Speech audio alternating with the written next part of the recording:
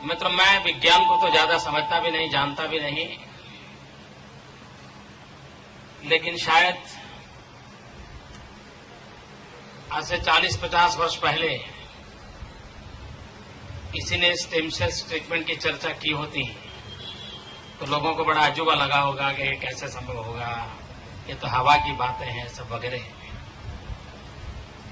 लेकिन जिन्होंने महाभारत पढ़ा है या सुना है, उनको मैं महाभारत की तरफ ले जाना चाहता हूं। और मेरी जो छोटी सी समझ है उसके हिसाब से मुझे लगता है कि कर्ण का जो जन्म हुआ था वो स्टेम सेल का साइंस था, टेक्नोलॉजी थी।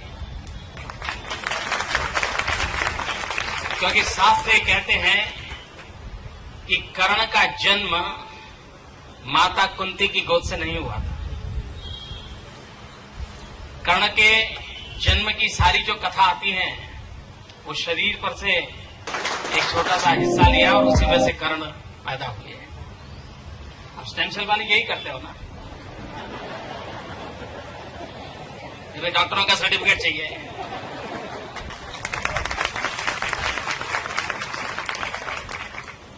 तात्पर्य यह है कि हमारे देश के पास कुछ तो था। अब आज लेबोरेटरी में सिद्ध हो रहा है, लेबोरेटरी हो सकता है अमेरिका की हो, लेकिन ये सिद्ध हो रहा है।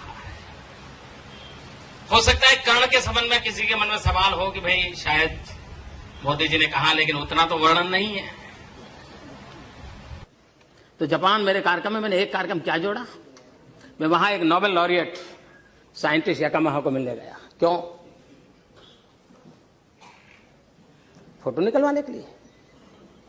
मैं इसलिए किया गया कि उन्होंने स्टेम सेल के अंदर जो रिसर्च की है, मैंने जितना पढ़ा था तो मेरे मन में आया था शायद इनकी एक खोज हमारे काम आ सकती है क्या।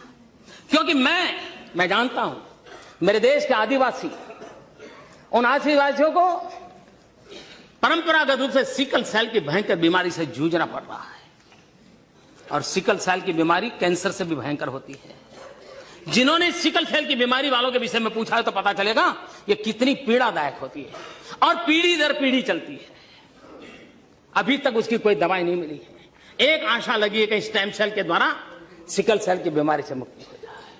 हम गए तो वहां गए, उनसे चर्चा की और बेंगलोर के हमारे साइंस इंस्टीट्यूट के साथ आज उस दिशा में हमारा काम हो रहा है कि स्टेम सेल्स के द्वारा हमारे युवा साइंटिस्ट कुछ खोज करें, मेरे आदिवासी भाइयों को पीढ़ी दर पीढ़ी जो परेशानियों से जिंदगी गुजारनी पड़ती है उससे वो बाहर आए। दुनिया एचआईवी से तो कांपती है, उसको पता है कि कितना भयंकर है, लेकिन लोगों को मालूम नहीं है सिकल सेल कितना भयानक, उस पीड़ादायक दर्द होता है। मैं बड़े दुख के साथ कहना चाहता हूं, अनेक सरकारें गुजरात में आके गई। ये सिकल सेल मेरी सरकार आने के बाद नहीं आया है।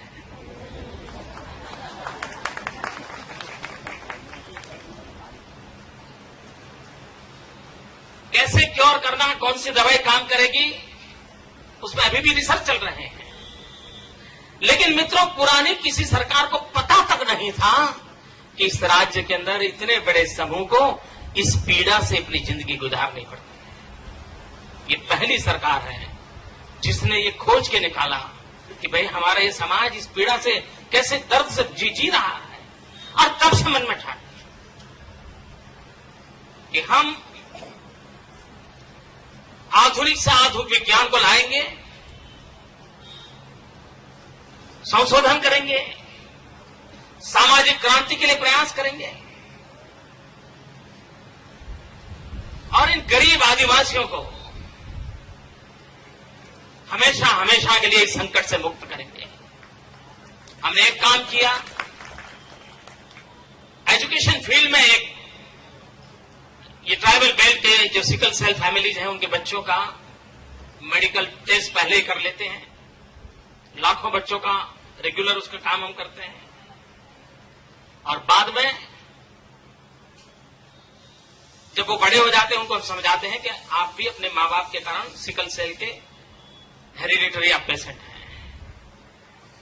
भविष्य के लिए जरूरी है कि एक सिकल सेल का पेशेंट दूसरे नॉन सिकल सेल पेशेंट के साथ, व्यक्ति के साथ अगर शादी करता है तो हम इसको 50% डाउन कर सकते हैं।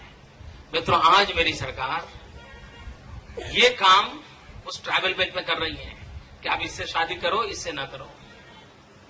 आपको होगा, सरकार को ये भी करना पड़ता है, औरों को नहीं करना पड़ता था, हमें करना पड़ता है, क्योंकि हम इस दर्द से उन्हें मुक्ति दिलाना चाहते हैं।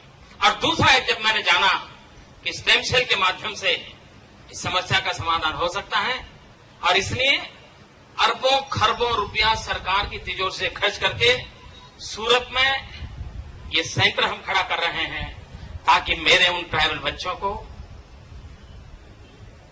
आने वाली पीढ़ियों को इस भयानक पीड़ा से हम मुक्ति दिला सकें। और उस अर्थ में